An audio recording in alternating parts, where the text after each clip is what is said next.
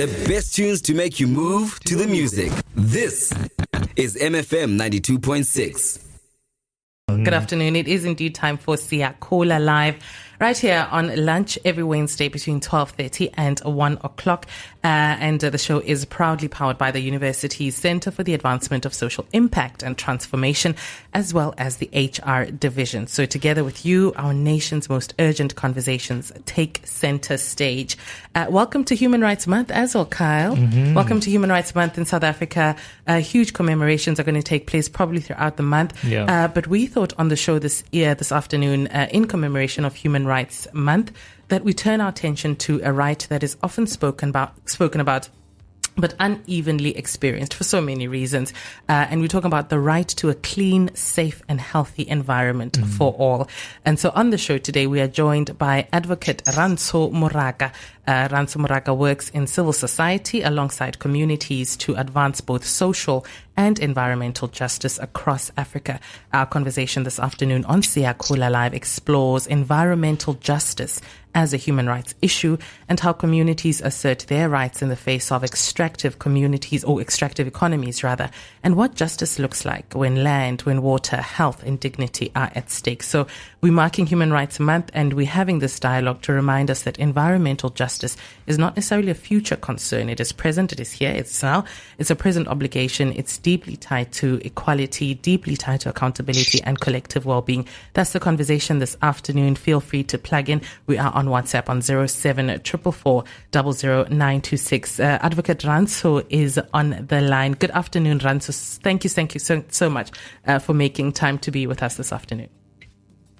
Good afternoon, Kakleho. It's really wonderful to be with you. Welcome. Hello to the audience, to the lunchtime audience, and to the regular listeners of Siyakhula. Thank you so much for making time. Rantsho, we're speaking about and happy Human Rights Month as well. It's also one of my favorite months in the year. It's very commemorative. And we started with Adele, and I know Advocate Rantsho is such a huge fan of Adele as well. As the song was playing, I was actually thinking about just how much he loves Adele. So welcome to Human Rights Month. When we speak about that right to a clean, safe, healthy environment, what does that right look like in the everyday lives of communities that you perhaps work with? But also in just our lives, how does that right, or what does it look like? Yeah, I think it's a good place to start. And I think the words you were already using about collective well-being and dignity are a really good guide. And when we speak about the right to a healthy and clean environment, we really are speaking about how we can create conditions where people live in healthy, dignified conditions. In everyday terms, that means something as small as children being able to play outside without being exposed to toxic pollutants. It means rivers are clean, and people who use the water from the rivers, who open their tap to access water, who may be taking their cattle to drink waters in the river, can be assured that the water is clean and safe to drink. It means that communities, speaking again to your use of the word dignity, that communities are not compelled to live next to mines and oil projects and waste dumps and all those other industrial sites that could be detrimental to their health. And so when we speak about a right to a safe and clean environment, that's really what we're speaking about, the ability to live a lives of collective well-being, free from the harmful exposure to environmental pollutants that are detrimental for our health. And as you speak, I'm thinking then there are multiple role players in realizing this right. I think the law is a very big role player in advancing environmental justice. But we can probably see and explore where does the law fall short. And we ourselves probably also are a big stakeholder involved in creating this clean, healthy and safe environment for ourselves. I can see private sector, public sector, the state as well. So maybe your play on just, what role these various institutions, including ourselves, may play in advancing environmental justice. Well, I think the law definitely does play a major part in this situation, not least because it sets the rules and the thresholds that you must meet before you can undertake a project or an activity that could pose health harms to people or that could be detrimental for the environment. The ability to, for instance, appeal. So there are government departments who are charged with the duty to assess any application regarding a proposed project. And you can participate in that project. You can submit comments. You can take it on appeal to the relevant appeal structures. And if those fail you can definitely go to court and review whatever decision has been taken that you feel will result in harm to the environment and harm to people and ecosystems, etc. And of course, the law will always fall short. The condition, all of these laws are taking place within a larger context in our country of extreme poverty, of lack of civic lives. We don't have widely available public libraries where people can go read up about projects, where people can do photocopies, where people can just gain public literacy around climate change and environmental issues. Limited resources, long and complex court cases, expensive lawyers. The law themselves are convoluted. And you have to really be a subject area expert, at least at the level of legal litigation, to be able to understand these. So on one hand, we've got great frameworks that set rules and procedures and compel participation of communities, and in some instances must outright seek their explicit consent. But those are always met with the kind of impediments and barriers that exist because of the socio-economic factors that are affecting communities and our people across the country. And I think this is where, you as a civil society kind of also maybe plug in to kind of mitigate the extreme effects of those barriers, right? So maybe civil society then comes in to counter these obstacles and impediments that you speak of. Definitely, civil society does that, but that's only the second or third step. Before that, communities are already organizing, So this is not an issue of like civil society that is going into communities seeking grievance and complaints. Where actually communities are already organized. Communities submit to the best of their capabilities requests for access to information. There are protest actions. They organize. They send emails to various organizations seeking interventions and help. And I think that's at least one thing that is positive in this space, is that there's a real kind of collective action. Communities, then there are civil society, there are scientists who do this work for close to nothing, there are organizers and advocacy groups and so forth, and all of them come together to really make the law come alive and to really find the ways in which they can express concerns, grievances, and the pursuits for protection of rights that communities are interested in. We're chatting this afternoon on SiyakhulaLive to Advocate Rantsho Moraka, works in civil society alongside communities in advancing social and environmental justice. Now, Advocate, land, water, health, these are obviously not abstract concepts and are deeply tied to dignity and survival, right? The relationship to land, to water, to health.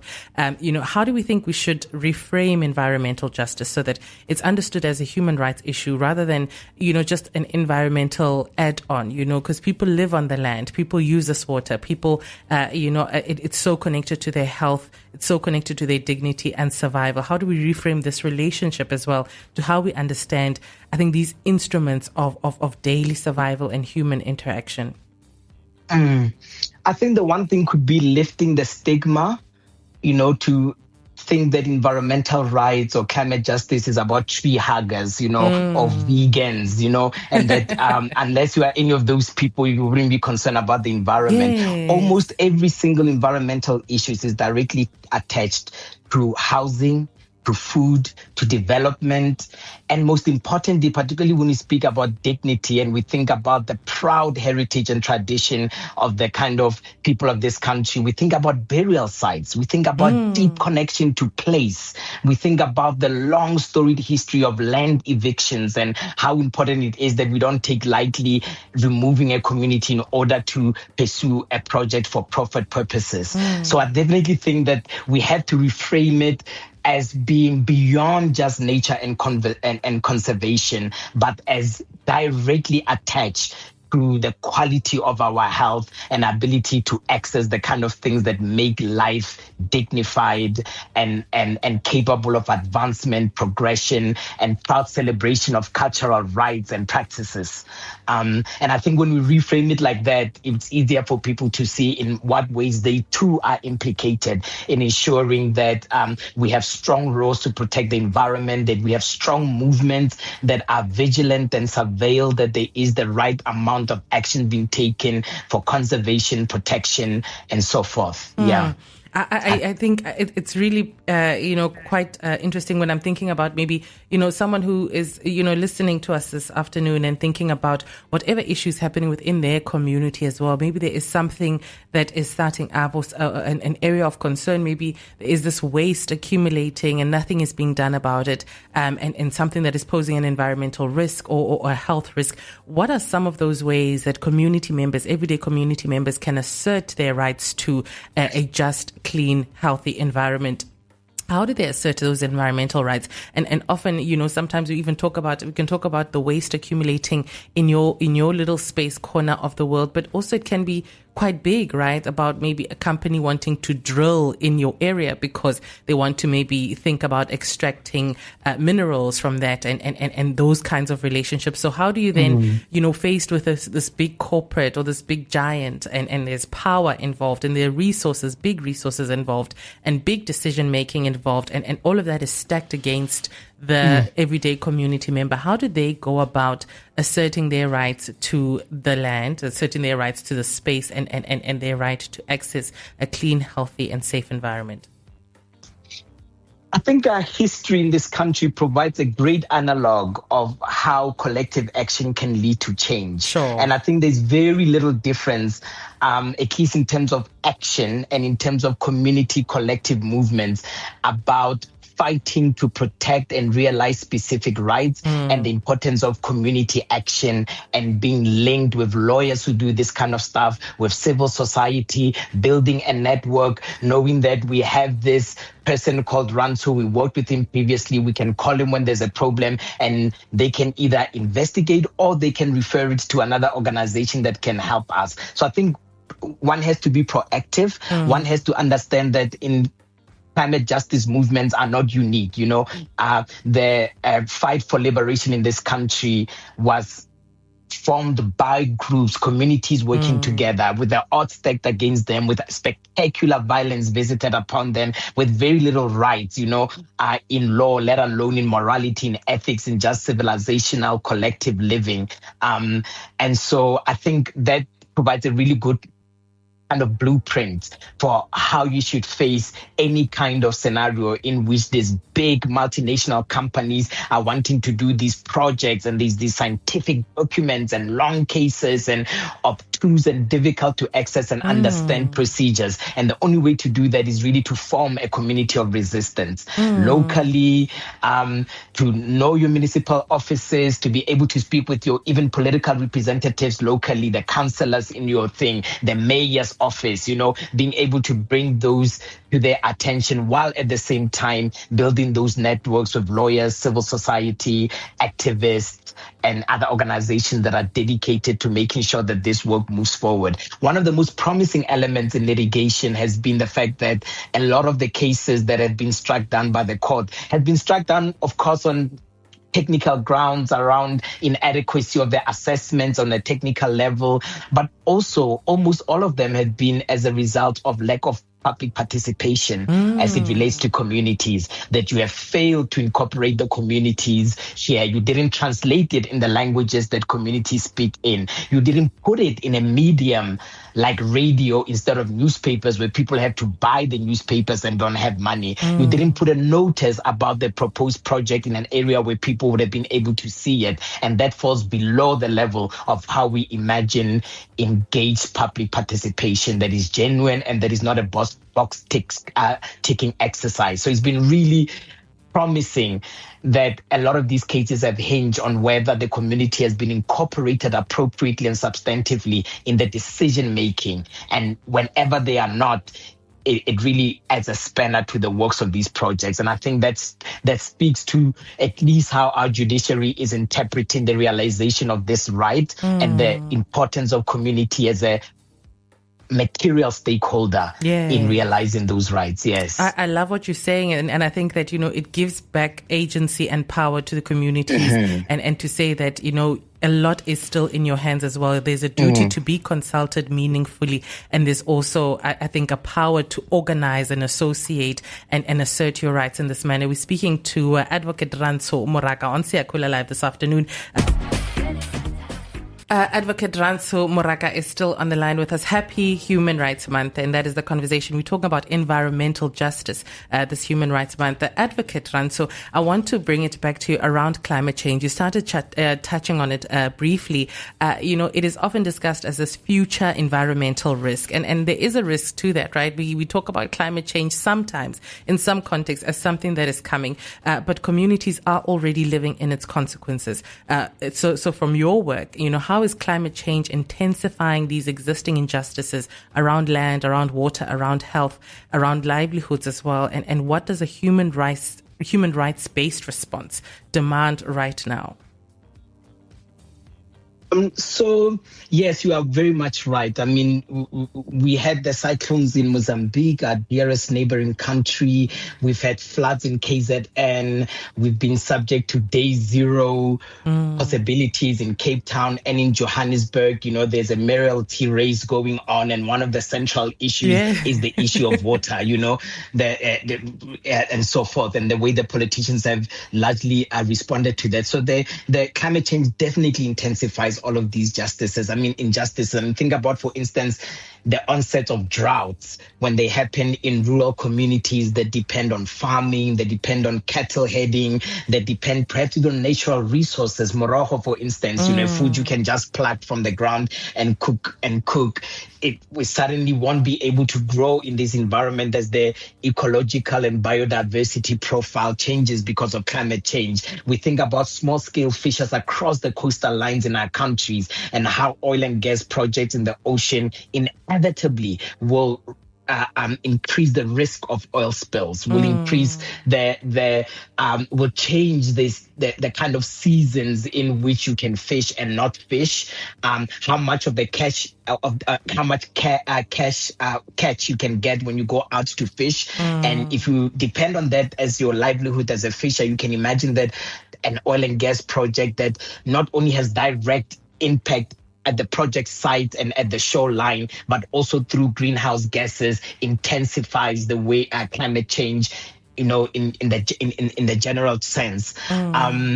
And so it has direct impacts such as that. And of course, flooding, as we have seen in KZN, huge devastation, loss of life, loss of livelihood, people effectively being displaced from places that they've grown up, that have a sense of deep cultural, spiritual, or just historical significance and attachment to. So it definitely affects people in very serious ways. And of course, if all these things continue to happen, what's going to happen? Privatization, where you get water, where you get your food, high food costs in order to make sure the food is healthy and is in areas where there isn't pollution or unaffected by climate change, the rarity of specific things. I think there was even a rumor about the shortage of eggs or the shortage of potatoes and all of those things. So there's a food security element, if not the direct help to human beings. And the worst part about this, of course, is that the global south, including, of course, us on the continent here, are the least contributors to climate change. Sure. And yet we suffer the worst. And so it also brings an issue of justice to the fore. Why is it that so-called developing countries, do the least damage to the environment, yet suffer the worst of the costs, while the companies that benefit from this plunder profits and minerals and oil, and then leave us in these kind of catastrophic environmental conditions, So yes, I think it definitely has a direct effect, and it's definitely intensifying. And we have to do all that we can to mount a defense and a countercurrent against an industry that is seeking to kind of settle itself on our land and in our law and in just our economics and the way we think about the preservation of our country and its environment. Yes. And I think conversations such as this as well, I think is also just a small little, also striking a match against the tinder to say, let us just remind, let us collect, let us come together, let us keep this conversation going and kind of begin to organize in our own little way, because again, there is agency, there is agency in us collecting. I hate to feel a sense of powerlessness, which is what, big industry threatens to do, right? Like we are powerless. So I think maybe that is kind of the big takeaway also, is that inserting back that agency in each of us in our own small ways, Yeah, and also think about mining, the history of mining alone in this country. The latest devastation having been the killing of 34 Black men who were seeking to get fair, equal pay on a mine. You think about the Silicosis case that apparently settled for billions. Generation upon generation of men and women who were working in mines affected.